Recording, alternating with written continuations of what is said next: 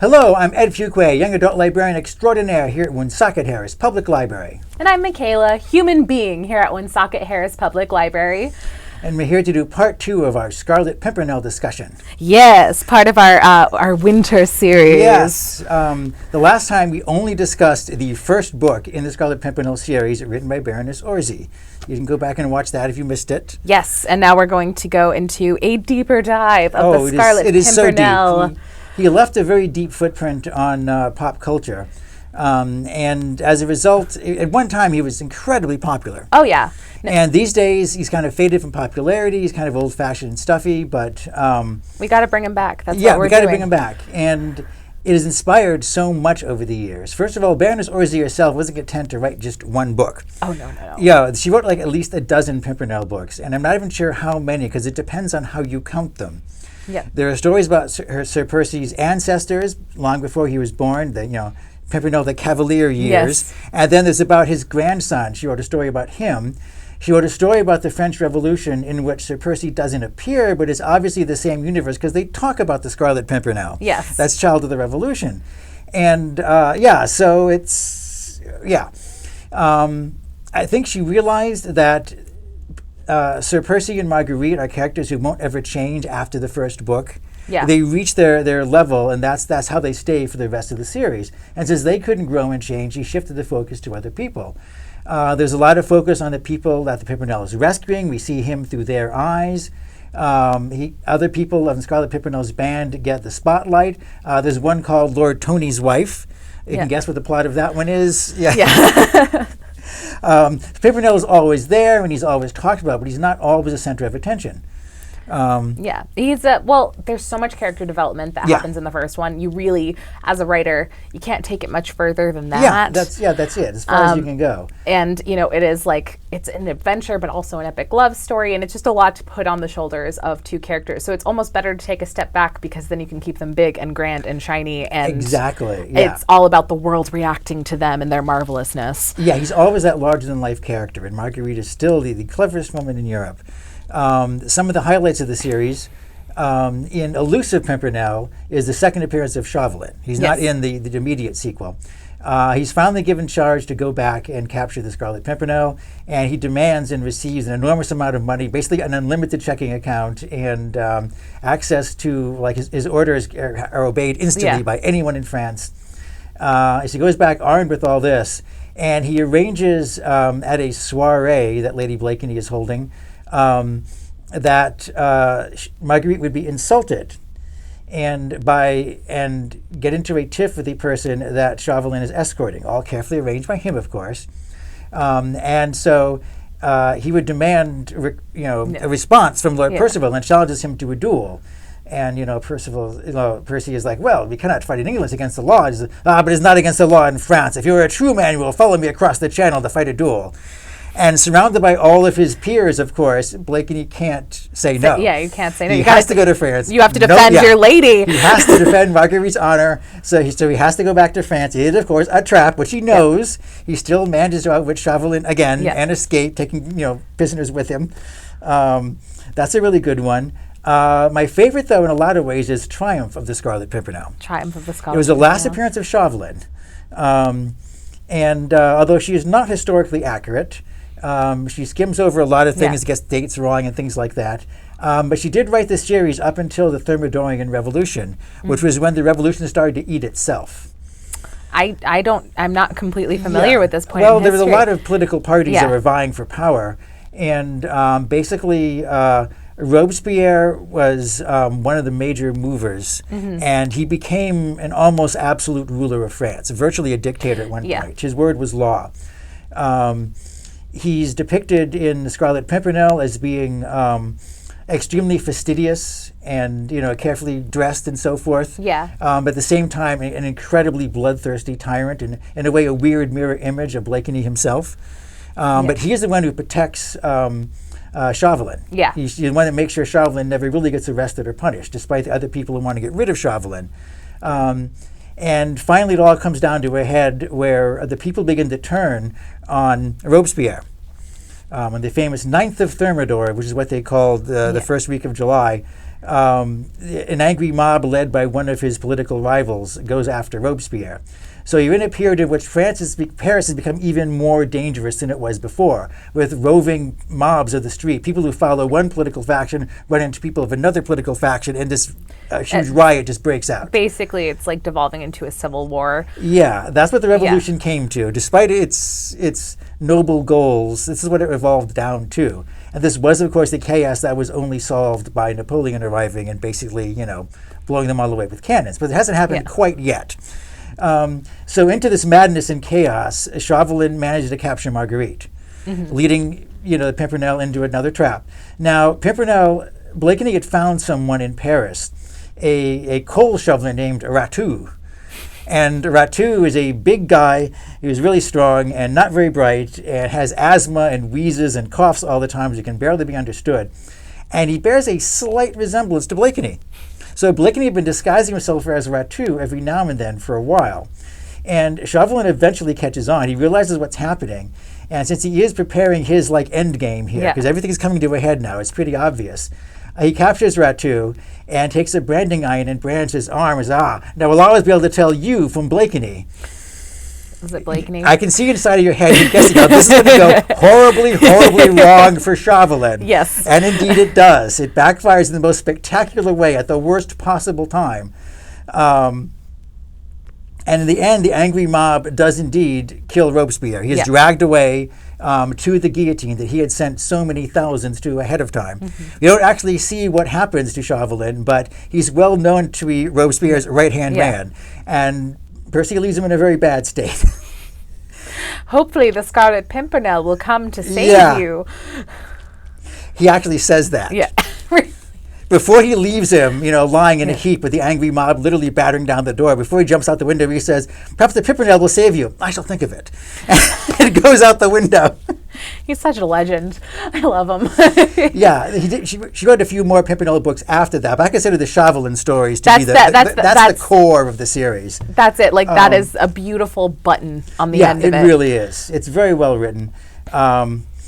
It's funny, in my mind, I kind of sweetened the ending of that when I thought about it. I thought it ended with a final sword fight. They never actually cross swords. No, they talk about what an amazing swordsman he is. Yeah, they're both expert swordsmen, and every film version has a sword fight, but Orczy wasn't writing that kind of a story. No, it's mostly a battle of wits. Yeah, it's a battle of wits entirely. Yeah. So she kept writing about the Scarlet Pimpernel. Yeah. One of the really cool ones, this is one I don't own in my collection yet, but it's something that I should own. Every Pimpernel fan should. It's called The Life and Exploits of the Scarlet Pimpernel, written by a guy named Barstow, who is Baroness Orczy's husband. And this is a biography of Blakeney. Yeah. Percy Blakeney is from his birth to his death, and it gives all the details that are left out of the actual books. Barstow was Orczy's husband, and it's assumed that she also helped co-write it. But it's full of all kinds of Pimpernel trivia and facts and details and things like that. That's awesome. She also wrote The Scarlet Pimpernel Looks at the World, which I wasn't able to find a copy of, in which she has the Pimpernel giving his opinion of the state of affairs in the 1930s, the rise of fascism and all that, which he took a dim eye to from across the veil of time. Probably very upset at men's fashion as well. Oh, yes, men's fashion is totally falling apart. So she wrote all those Pimpernel books. They're all kind of fun. None of the characters she creates are as interesting as Percy, Marguerite, and Chauvelin. Yeah. Those are her best characters. The rest of them are, they're interesting.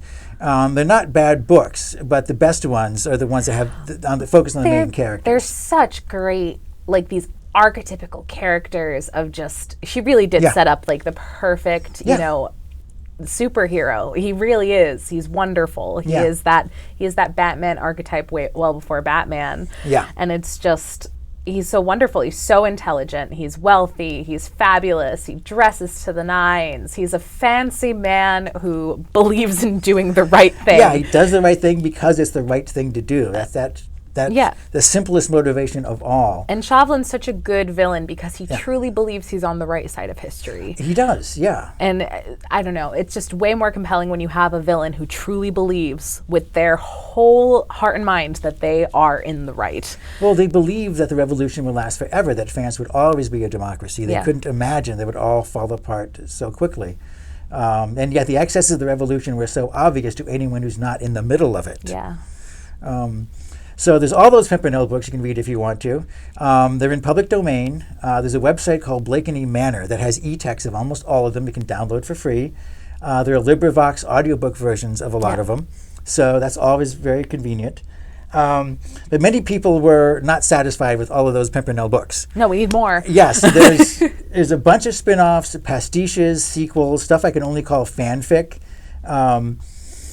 He's actually spawned an entire cottage industry of Pimpernell stories. You mentioned Sherlock Holmes. Pimpernell hasn't come close to Sherlock Holmes yet, but there's a lot of Pimpernell stuff out there for a character who's technically not that popular. One of the ones I stumbled across I have not read yet is simply called Scarlet. This basically says, what if there was no Percy Blakeney, it was all done by a woman who called herself the Scarlet Pimpernel, so no one would know it was really a woman doing all this. Interesting premise. It is a cool premise. I mean, they're less likely to look at a woman. Exactly, The most interesting one is The Secret History of the Pink Carnation by Lauren Willock. Yeah, I don't know about this one. You were excited to tell me about this one. This one is available in many libraries, and it has a nice audiobook from Audible. It's a series of like a dozen books. Now, in this one, Scarlet Pimpernel was real. However, his identity was exposed, and he retired. And so, but it turns out he was actually only part of a larger network. The government, once Napoleon took over, set up a whole chain of spies who were all named after different flowers. That's awesome. Yes, and the action in the first book cuts back and forth between a modern scholar who's trying to find the identity of the pink carnation, one of the few of the flower network who has never been identified in the history books. And she finds some family papers that give her some clues, and reading the papers takes her back in time to other characters, and we meet the pink carnation and so forth. And I enjoyed the book. It is not badly written at all. It has a dash of action, a dash of historical adventure, but it's still entirely a romance. All the tropes are romance tropes. And I enjoyed it, but I couldn't imagine how she could do a whole series of these, but she did. There are like a dozen books in this series. The Pink Carnation was only the first to go through the black tulip and the purple gentian and flowers I've never even heard of before. So yes, if you're more into the romance angle of the Scarlet Pimpernel, and espionage under Napoleon was in some ways even more dangerous. Napoleon was extremely clever and had a vast network of spies himself. So there's plenty of room for suspense and action in that. The prize of my collection, though. These books are not that hard to find, but for a long time I thought that someone had just made them up. I did. Was it a fever dream or was it real? Philip A. Farmer mentions them in one of his World Newton books, which we'll cover at another point in the future. A Daughter of the Revolution, Such Mighty Rage, and Bordeaux Red are the adventures of Marguerite Saint-Just. So since part of Scarlet Pimpernel is told from her point of view anyway, it makes sense. However, these books, I'm not sure whether they're pastiche or parody. The action is wildly over the top. In this one, pretty much all the men are idiots that Marguerite manipulates and uses to her heart's content. She's the kind of adventuress who tends to lose her clothes a lot, too, which is, we were talking about it, and it seems a little more James Bond, but like more far-fetched than James Bond. Yeah, even more far-fetched than that. Yeah, it goes pretty over the top with the action, the sequences and things like that. And this one, Blakeney is really just a smuggler making money off getting things in and out of France, when she convinces him to take, aristos that have been freed. And in a sense, she begins the whole Scarlet Pimpernel thing. It's got nice covers, and I haven't had a chance to read through them all yet, but it's not badly written if you can understand the basic premise. But there's so much more than fiction out there. One of my favorite things. Oh yes, this is excellent. Yes, GURPS Scarlet Pimpernel Supplement. GURPS is short for a generic universal role-playing system. Before the D20 system, this was an attempt to have a role-playing game that you could use in any possible setting. So they put out one basic GURPS books, and they licensed all kinds of different things to it. Like the Uplift series and Philip A. Farmer's Riverworld series, even the TV series The Prisoner, all have GURPS supplements. So for someone like me who usually doesn't use the rules when they do role playing, is this chock full of stuff, all the characters and their names and their biographies and skills, and it's got maps of Paris and maps of France and maps of various prisons and things like that. I was excited about the maps. Yeah, it's full of a lot of good stuff.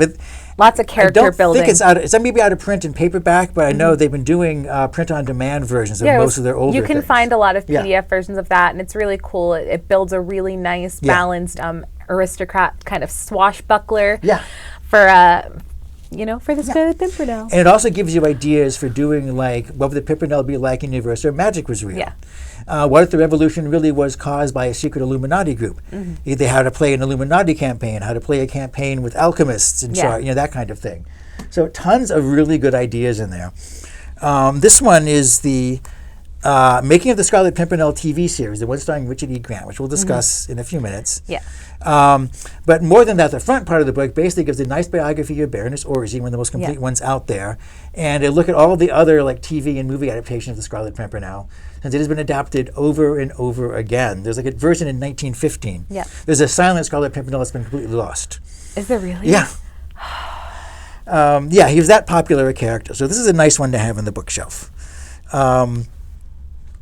Speaking of which, it has been adapted again and again in every possible medium: radio plays, audio books, and movie and TV versions.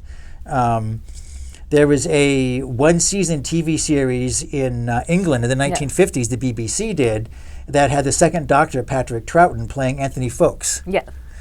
No episodes of it are known to exist, but it happened. It's out it there. Really happened. It's Yes, real. out there in the ether somewhere. There's also, I think, an American series in the 1950s, too. Since he was in public domain, anybody could use him. And it is a wonderful story. It's very theatrical. It's a perfect story, yeah. It's very theatrical because it was written, as a play at the same time it was being written as a book. Yeah, so it's designed to be theatrical. And he is the kind of character who can have an infinite number of adventures. Yes. I mean, my favorite movie version, we were talking about this earlier. Yeah. It's got Jane Seymour in it, and it's phenomenal. Yeah, I think of it as the Jane Seymour version. It has starred Anthony Edwards as Blakeney. Yeah, but she... Yeah. And of course, Ian McKellen. And I say young Ian McKellen, even though he was like 40 at the time, but it's jarring to see him under such a baby face. He has such a baby face. My, he looks like a kid in that one. I know he's got to be 40. I was just like, I was like, all of his hair is still dark. Yes. And all the performers are very good, but Jane Seymour is just luminous. She dominates the screen. Yeah. I believe she is the most beautiful, intelligent woman in all of Europe. I believe her. Yeah, I believe her absolutely. She also has the best reveal scene where she discovers her husband's secret. Every movie version has to have that scene where Marguerite figures it out, and she has the best version. Searching through his desk in his private office, and she sees the portrait of his ancestor with the ring. And she remembers the Pimpernel has a ring, and then she spins around and sees the family crest for the Blakeneys that has the red flower on it. And she's like, it's the entire time. I knew it was coming, and I was like, is she going to find out? Even though I knew. Yeah. It was, Then there's the, my God, what have I done moment. Yeah. She's willing to betray a complete stranger for her brother's life, but not her husband. And it's a really, really good movie adaptation. It pulls from a couple of different books. It pulls mostly from the first book and a little bit from El Dorado, where the main premise is he's been saving all these aristos from France, and the main thing that he wants to go and do, and this is his biggest coup yet, is to save the Dauphin of France. To save the young prince who's been kept in jail. He failed to save the king and Marie Antoinette. Yes. I guess she figured it'd be changing history too much if he actually rescued them. But the Dauphin's fate was kind of like he got sick and pneumonia probably and just died in prison. So he has such a tragic and also undocumented fate. Yeah. That she can easily write him into a story. And so in this version, in the Jane Seymour version, not only do all action of the first book happen, but he also pulls off his greatest coup with the Dauphin. And it makes it such, it's a movie that builds and builds and builds, and it's so wonderful. Yeah. The entire cast is just like chef kiss. Yeah. It is amazing. It's visually stunning, and you can everybody in it is just having so much fun. Yes, they're having a great time. It won an Emmy for costumes. Yeah, the costumes are gorgeous. absolutely gorgeous. In some ways, it does the book one better in the sense that we actually get to see the two of them meet and a bit of their courtship. Yeah. Because in the book, they're already married in the first chapter. Yeah. So we don't actually get to see, they talk about it, but we don't get to see it happen. In this one, we really do. You see them fall in love, and that's why it's so heartbreaking when he does think that she has betrayed this, aristocrat family in France and gotten this whole family killed. And, he's about to tell her everything and has to now close himself off from his wife. Yeah. Yeah. Anthony Edwards plays Blakeney in an extremely affected, false manner. He's so obviously putting on a show. In a sense, that was how society did it at the time. Well, it's amazing. But he's also so over the top about it. Well, he'll have a conversation with her and another person. He'll be, yes, so thank me. And just that is the voice quality. And the second he's alone with her, it's just very much like, I adore you. Yeah. You are fabulous. I am obsessed with you. Run away with me. It's amazing. Yeah. Yeah, because he allows her to see through the mask early on, so she'll know, the person who's in love with her. I'm not really dumb. Yeah, but he puts the mask back on, refuses to drop it once he discovers what she may or may not have done. Jane Seymour is just stunning. And in most of the movie versions, they give her a background with Chauvelin. Yeah. And in this one, they definitely have a history together. He's more obsessed with her than she is with him, obviously. In this version, she is an actress. So it kind of makes her more of like the common woman. And Chauvelin is very much like they don't have a physical relationship, but I believe he thinks that they are courting. He wants to marry her. He seems to feel that way. He definitely has creepy stalker vibes. Yeah, he's talking about how he wants to marry her once the new France is established, maybe a couple years from now, not really promising anything. And it is very uncomfortable. Yeah. Like I feel her discomfort. Fate gives him power over her that he will definitely abuse. Yeah. He's that kind of a guy. And it's Ian McKellen, so he plays the hell out of it. He is so good in that part. And the director is very good at setting up the various shots. Mm-hmm. In the scene in which the Prince Regent comes into the room, and everybody in the room bows except Chauvelin, of course, because he's from France and he bows to no king. But like everybody in the room bends at the waist, leaving him standing there like all alone, surrounded by bent over people. All these beautiful people in pastel. All these beautiful people bending over, like dressed entirely in black, just standing there with that smug look on his face. Yes, the angry Ian McKellen, just like meh. Yeah. Yeah, he's very good, and you don't quite feel for him, but you do get the impression that he's a fully formed character. He's not just a cardboard cutout. He's a real person. Some things I think they could have done better. I think their budget was short in a lot of times. Well, it's a period piece, and those are expensive. They're very expensive. In the end, the Pimpernell pulls a stunt, which I won't go into here because it is kind of a surprise. But it's meant to trick the audience, but it winds up actually only tricking Marguerite. Yeah. Which was a really cruel thing for him to do when they've just figured out what's going on.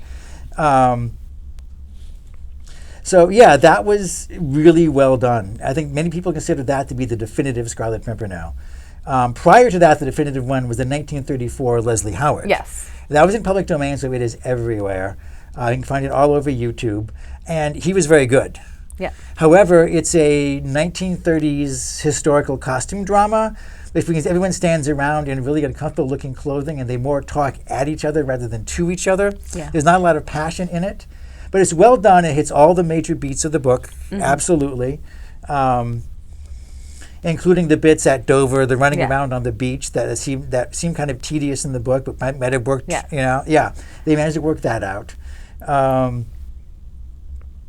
But by far, there was a 1950s version with David Niven as Blakeney, which I have not been able to find. I was going to say, I didn't find that in my Niven research. in his prime would have been so perfect, but I was not able to find a copy of that. It sucks. It's all right. It's out there. It's got to be out there. Yeah. So that was the 82 version, was the Jane Seymour, Anthony Edwards version.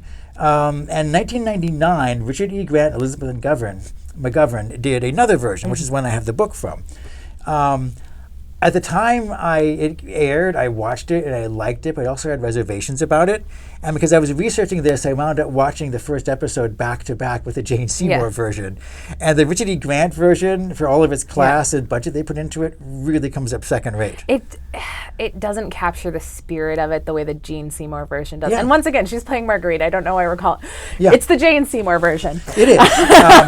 Elizabeth McGovern plays Marguerite in this one, and she is very beautiful in a fine actress, but I don't believe her. She's not convincing in the part. She seems like she's constantly dithering and not knowing what's going on. When she goes after her husband, she wanders into France and is immediately caught trying to get to a checkpoint. You know, it's he virtually does nothing except being buffeted about by other people. Yeah. You know, Richard E. Grant is a fantastic actor, but when he plays Blakeney, it seems like he's much too quick to lift the mask. Yeah. You know, as an actor, when you're doing that kind of a character where you're really playing two characters in one, everybody who plays a superhero has to get good at that. And it's, I don't know how actors do it actually, but it's like that, like Michael Keaton in his Batman movie had that scene where he's standing at the place where his parents were shot. He comes in, he's just a normal guy walking down the street with a trench coat on. There's like a gunfire, but suddenly he just like freezes and his face changes completely without actually changing. Like his whole body tenses. Richard Grant, like one scene, someone challenges him to a duel, and he tries to laugh it off, but he also warns, you know, out of my way, boy, before you hurt yourself. And he puts an edge of steel in his voice. And that's not Percy. Yeah, Anthony Edwards would have done that while laughing and making a joke out of it all. Would have made fun of the boy. Out of my way, boy. Yeah, Richard Grant's version of Blakeney isn't afraid to show that steel in a way that he really shouldn't if he's trying to keep his secret. Yeah, the stakes aren't there. Yeah, also being made in the 90s, it's a much darker and more violent one. Pimpernell was a pacifist in the books, and almost no movie has him as a real pacifist. But in this one, he kills 5 or 6 people on screen. No. Yeah, including like having a knife hidden in his boot, and he has lockpicks hidden in the collar. No. The Pimpernell dresses as a woman with plague to sneak the people out. Exactly. Yeah. Yeah. He pulls a knife out of his boot, picks the lock, runs in the corridor, snaps someone's neck, and stabs another one to death. He's not a ninja. He's a man with a wig. Yeah. I understand what they were going for. They went for James Bond feel. They've already discussed the whole James Bond aspect to it. There's some cool things. The sequence they use in all the ads for it, in the picture on the cover, he has that coat with the high collar. And after they lock the door on him and he's chained like wrist and ankles, he reaches up and he flips up the collar, and the underside of the collar is lined with various lockpicks. Which, cool detail, but... It's a cool detail. I think Percy would have done that in the books if he thought of it, but he just wasn't... Yeah, Percy was the master of the Batman gambit, as TV Tropes calls it, where the character has a plan so complex it will only work if every single thing goes absolutely right. And the confidence, so everything will. Yes, and the complete absolute confidence in it. They also do the stunt several times in both the movies and the books, where you think something has gone wrong, but it really hasn't. No, it's all part of the plan. It turns out it was all part of the plan. Blakeney expected him to show up at that very moment and has already anticipated it. He's already planned like 2 or 3 steps in advance. I'm sure there's a TV trope for that, but I can't remember what it should be called, though. It's not the double cross. It's the it's a planned version of it, and you go back and you see all of the steps happening exactly, and it's a twist. The Mission Impossible TV series, not the movies, was basically about con artists pulling off these incredibly complicated capers. It feels like a heist and twist. Every week, the last second, the guards would burst in and just start shooting, and you think, oh God, now they're trapped, now they're dead. But of course, no, it was really their men disguised as And so that's one of the traits of the Scarlet Pimpernel. 1982 version, which I did find for free on YouTube, even though everybody should buy it. It's a really good version. It's probably the definitive one. Yeah, if you can give your money to the amazing people who made that movie, please do. But if not, it's for free on YouTube. It's very, very good. It's very, very good. I think the only thing that has topped it... Yes, there's at least one more adaptation we must discuss. The musical. The underrated, underappreciated, amazing musical. Yeah. And the whole reason I found out about Scarlet Pimpernel is actually because of this musical. I did not know about it before. Actually, my boyfriend made me listen to it because it's his favorite musical. And I was like, this is amazing. Why didn't I know about this? It's the music in it is... Music is great. I mean, both of us, I think, all day in preparation for this. Another way here, it's just absolutely gorgeous. It's a beautiful The music is so good. When I read the first book, I kept hearing the soundtrack in the background. Yes. Every time he did something, I would hear that. Yes. Oh, I know. Anytime he does anything heroic, I'm just like, here we go, into the fire. Yeah, into the fire, yeah. They capture, a musical has to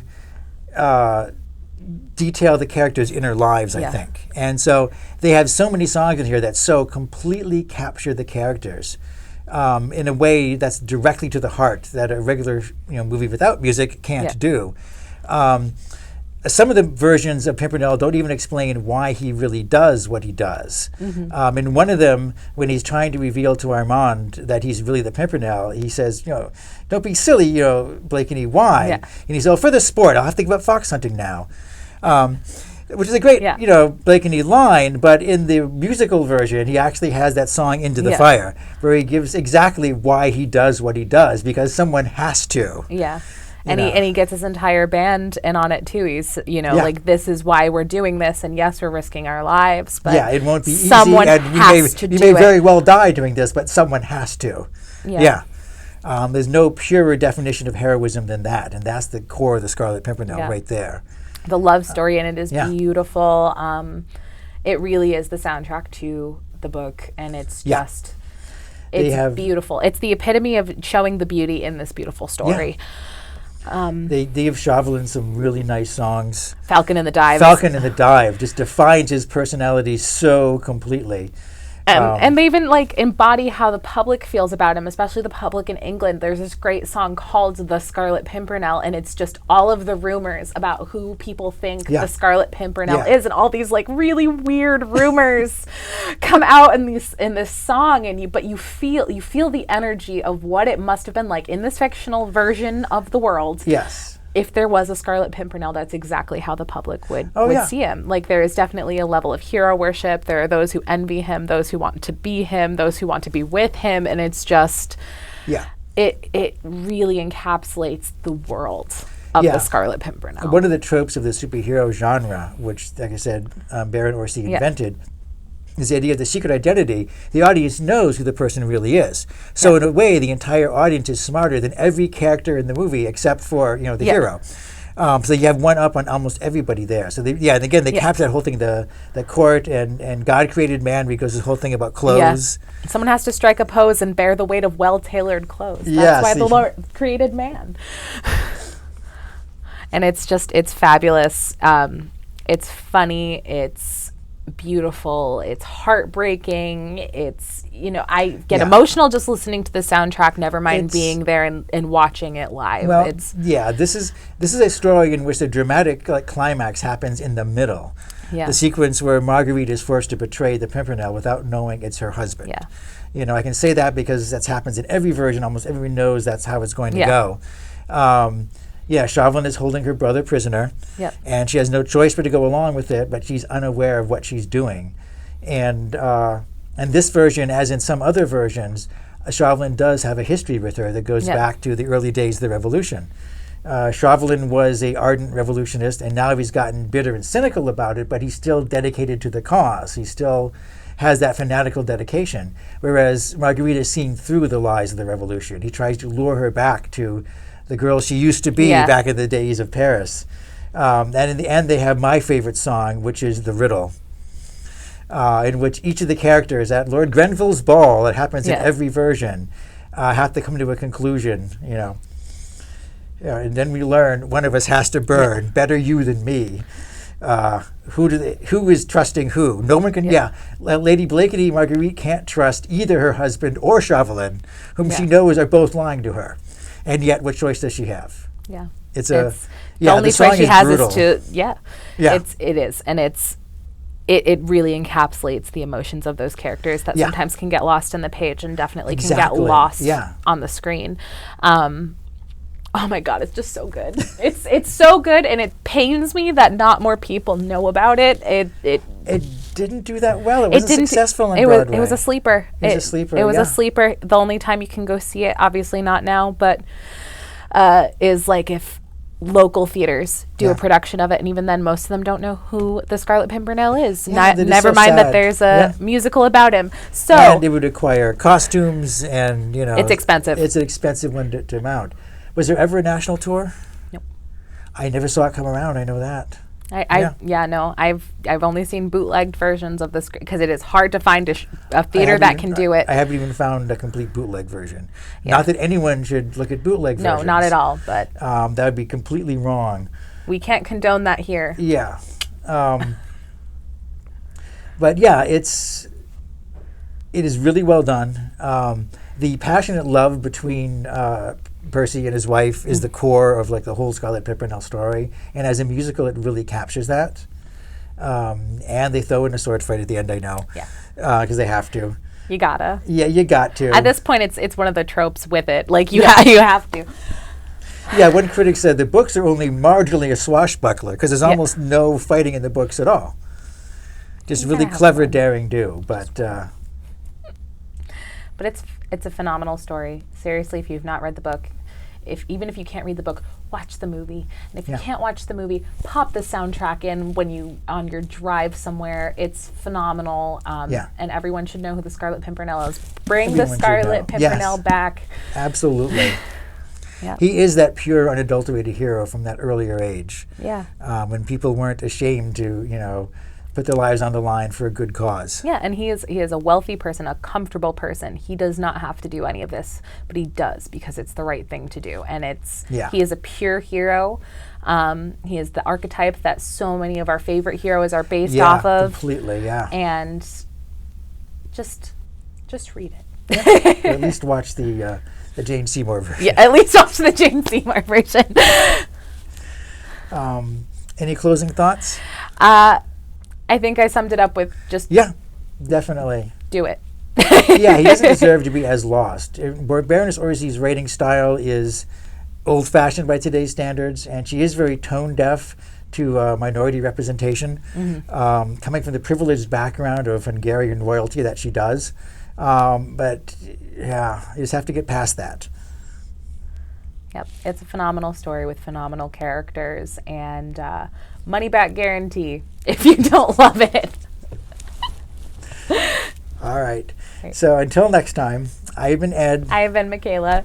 Everyone take care and be safe. Be happy, be healthy. Bye.